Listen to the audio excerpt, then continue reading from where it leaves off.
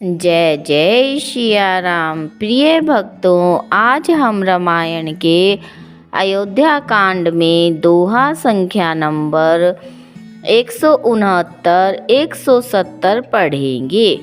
आप सभी प्रेम और विश्वास के साथ सुने और इसी तरह रामायण पाठ से प्रतिदिन जुड़े रहने के लिए नए श्रोतागण हमारे चैनल भक्ति में शक्ति को सब्सक्राइब अवश्य कर लें और सभी श्रोतागण वीडियो को लाइक, शेयर व सब्सक्राइब अवश्य करें। और अगर आप श्री राम के सच्चे भक्त हैं तो कमेंट में जय श्री राम, जय हनुमान, जय बजरंगबली अवश्य लिखें। सियावर रामचंद्र की जय।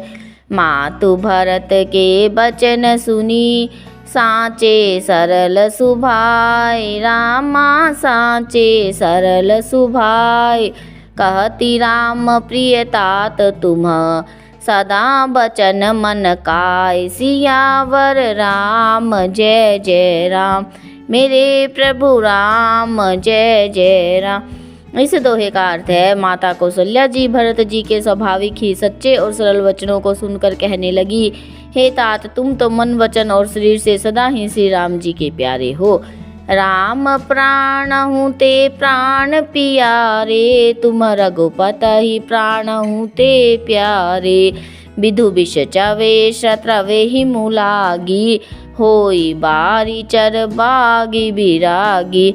इन चौपाइयों का अर्थ है, इन चौपाइयों में श्री राम जी की माता कौशल्या जी भरत जी को समझाते हुए कहती है कि श्री राम जी तुम्हारे प्राणों से भी बढ़कर प्राण हैं और तुम भी श्री रघुनाथ जी को प्राणों से भी अधिक प्यारे हो। चंद्रमा चाहे विष चुआने लगे, पाला आग बरसाने लगे, जलचर जीव जल से विरक्त हो जाए। भय ज्ञान बरु मिटे न मोहु, तुम्हारा मही प्रतिकूल न होहु। मत तुम्हार यहु जो जग कहही, सो सपने हूँ सुख सुगति न लहही। इन चौपाइयों का अर्थ है, और ज्ञान हो जाने पर भी चाहे मोह न मिटे, पर तुम श्री रामचंद्र जी के प्रतिकूल कभी नहीं हो सकते। इसमें तुम्हारी सम्मति है। जगत में जो कुछ कोई ऐसा कहते हैं, वे सपन में भी सुख और शुभ गति नहीं पाएंगे। हस कही मातु भरतु ही लाए, थन पे शत्र वही नैन जल छाए। करत बिलाप बहुत एही भांति, बैठे ही बीती गई सब राती। इन चौपाइयों का अर्थ है, ऐसा कहकर माता कौशल्या ने भरत जी को हृदय से लगा लिया। उनके सतनों से दूध बहने लगा और नेत्रों में प्रेम जल छा गया। इस प्रकार बहुत विलाप करते हुए सारी रात बैठे ही बैठे बीत गई। वामदेव वशिष्ठ तब आए, सचिव महाजन सकल बोलाए। मुनि बहु भांति भरत उपदेसे, कही परमारथ बचन सुदेसे। इन चौपाइयों का अर्थ है, तब वामदेव जी और वशिष्ठ जी आए। उन्होंने सब मंत्रियों तथा महाजनों को बुलवाया। फिर मुनि वशिष्ठ जी ने परमार्थ के सुंदर समय अनुकूल वचन कहकर बहुत प्रकार से भरत जी को उपदेश दिया। तात हृदय धीर चूधरहूँ, करहूँ जो अवसर आजु। रामा करहूँ जो अवसर आजु, उठे भरत गुर बचन सुनी। कारण कहूँ सब काजु, सियावर राम जय जय राम, मेरे प्रभु राम जय जय राम। इस दोहे का अर्थ है, वशिष्ठ जी ने कहा, हे तात, हृदय में धीरज धरो और आज जिस कार्य के करने का अवसर है उसे करो। गुरु जी के वचन सुनकर भरत जी उठे। उन्होंने सब तैयारी करने के लिए कहा। निपतनु वेद विदित अनभावा, परम विचित्र विमानु बनावा।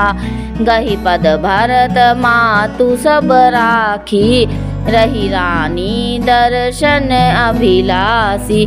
इन चौपाइयों का अर्थ है, वेदों में बताई हुई विधि से राजा की देह को स्नान कराया गया और परम पवित्र विमान बनवाया गया। भरत जी ने सब माताओं को चरण पकड़ कर रखा, अर्थात प्रार्थना करके उनको सती होने से रोक लिया। वे रानियां भी दर्शन की अभिलाषा से रह गई।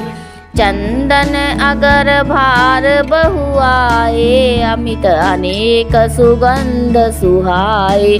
सरजू तीर रचि चिता बनाई, जनु सुरपुर सोपान सुहाई।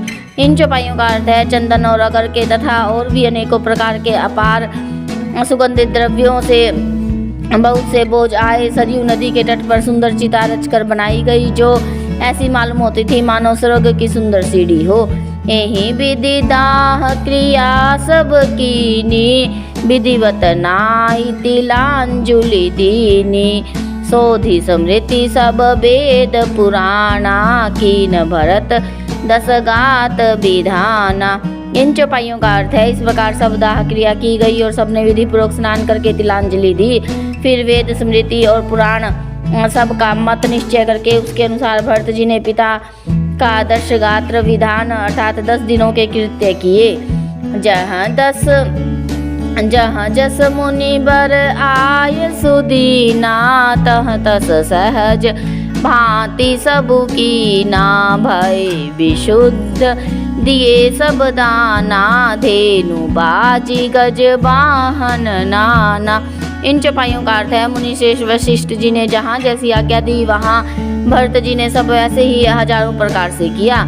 शुद्ध हो जाने पर सब दान दिए, गोएं तथा घोड़े हाथी आदि अनेक प्रकार की सवारियां दी।